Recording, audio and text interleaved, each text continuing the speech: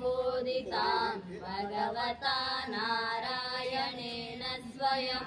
व्यासेन ग्रथितां पुराणमुनिना मध्ये महाभारतम्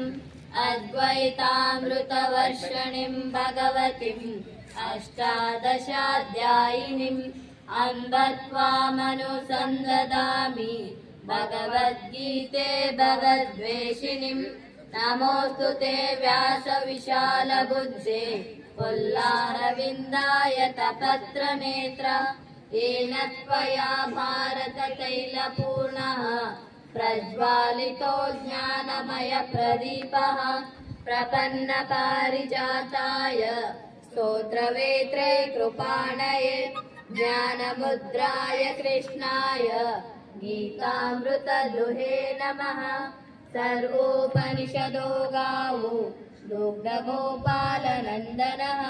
पार्थो वत्ससुधीर्भोक्ता दुग्धं गीतामृतं महत् वसुदेवसुतं देवं कंसचाणूरमर्दनं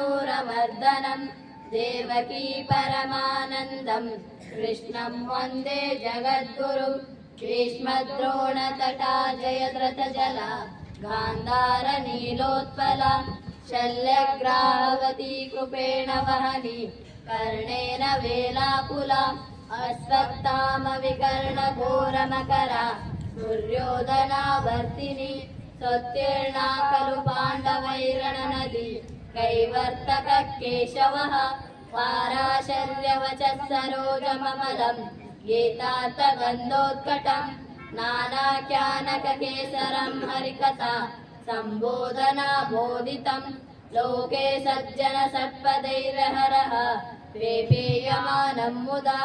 भूयाद् भारत पंकजं कलिमलः